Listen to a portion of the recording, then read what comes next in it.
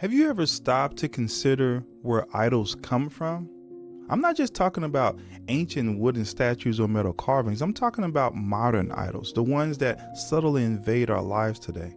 What if I told you idols are born every single day? And not in some faraway temple, but within the hearts and minds of people like you and me. This isn't just a historical problem. It's a modern epidemic.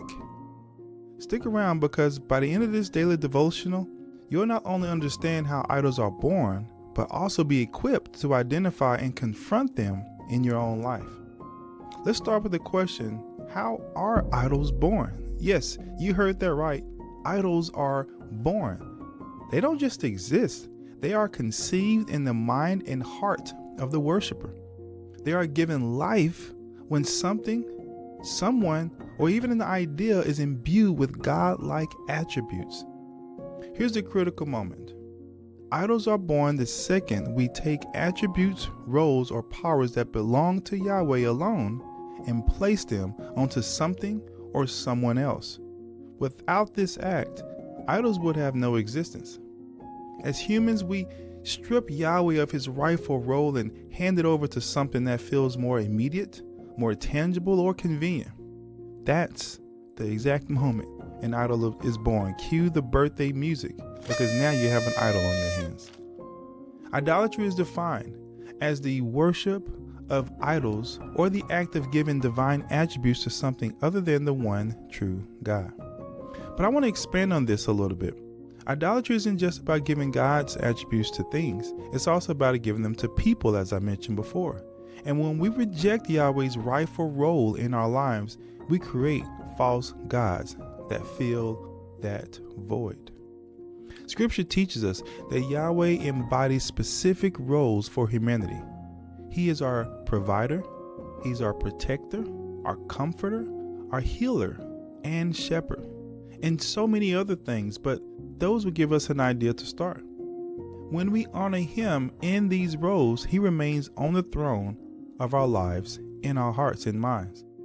When we become impatient and dissatisfied with how Yahweh fulfills his roles in our lives, we often turn to substitutes and trust in these responsibilities to other entities or individuals that we perceive to be more capable or reliable than the King of Kings in these roles.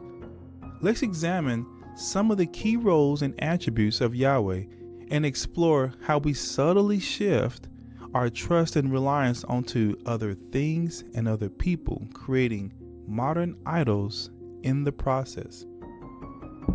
1. Provider. In Genesis chapter 22, verse 14, it reminds us of Yahweh's role as our provider. So Abraham called that place Yahweh will provide. And to this day it is said, on the mountain of Yahweh it will be provided. Abraham trusted Yahweh to provide, even when asked to sacrifice his son. But how often do we turn to something else or someone else when we feel Yahweh isn't meeting our needs fast enough? Maybe it's a job, a bank account, or even a relationship. Whenever we do that, an idol is born. Next, he's our rock, fortress, and shield. In Psalms 18 verse 2, David proclaims, Yahweh is my rock, my fortress, and my deliverer. My God is my rock, in whom I take refuge, my shield, and the horn of my salvation, my stronghold. David's security came from Yahweh alone. But what about us? Do we seek safety and stronghold and security in material possessions, insurance policies, human relationships instead, and so many other things? When we crown these things as our ultimate source of protection, an idol is born. What about comforter? In Isaiah 66 verse 13, it gives us a beautiful image of Yahweh as a comforter. It says, as a mother comforts her child, so I will comfort you. Life can be tough, and in difficult times, we all seek comfort. But where do we turn for that comfort?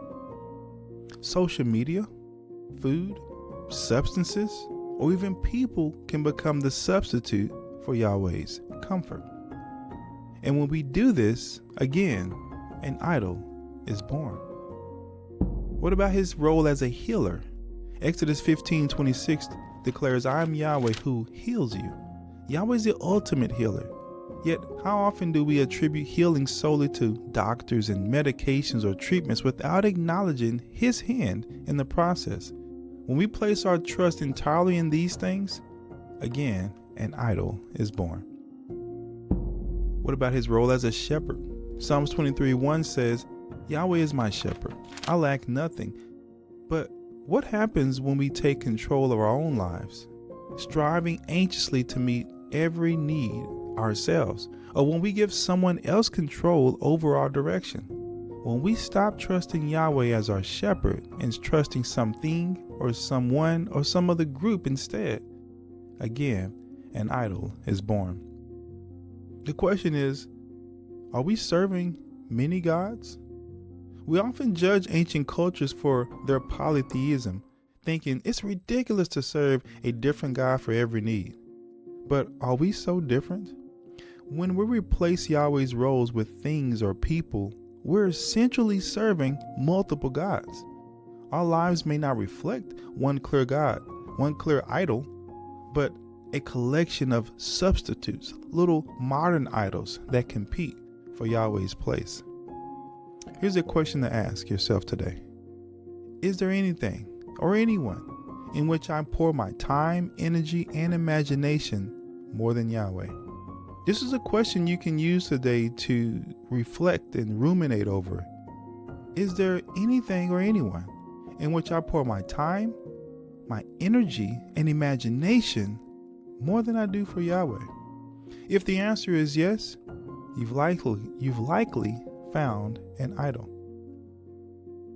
We cling to our idols so closely that we start to defend them without even realizing it. Over time, we become protective of our idols. We justify them with excuses like, I need this to cope. It's not as bad as other things. Well, everyone does it. Look, I'm human. Nobody's perfect. If you start to hear yourself or others say this, likely there is an idol somewhere that is being defended. These defenses reveal how deeply ingrained our idols have become.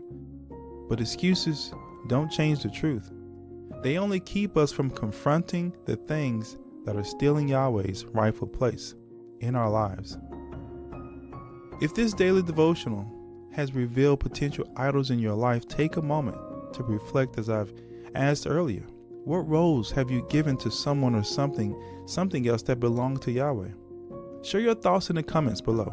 Let's encourage one another to tear down these idols and restore Yahweh's rightful place in our hearts. And as usual, don't forget to like it, subscribe, and share this message with others who need to hear it. Idols aren't just relics of the past. They're alive and well in our modern world. But Yahweh's message is clear. He will not share his glory with another. Isaiah 42:8 says, I am Yahweh, this is my name, my glory I give no other, nor my praise to carved idols. With that, let's close in prayer. Father, thank you for revealing the idols in our lives. Forgive us for placing anyone or anything above you. Help us to surrender these substitutes and trust you as our provider, as our protector, comforter, healer, and shepherd. Teach us to seek you first and to honor you in every area of our lives. Thank you for your patience and your grace. In Yeshua's name we pray. Amen. Thank you as always for joining me today. Remember, modern idols are subtle but very powerful. Let's commit together to tearing them down and giving Yahweh the glory he rightfully deserves. I'll see you next time for our next daily devotional.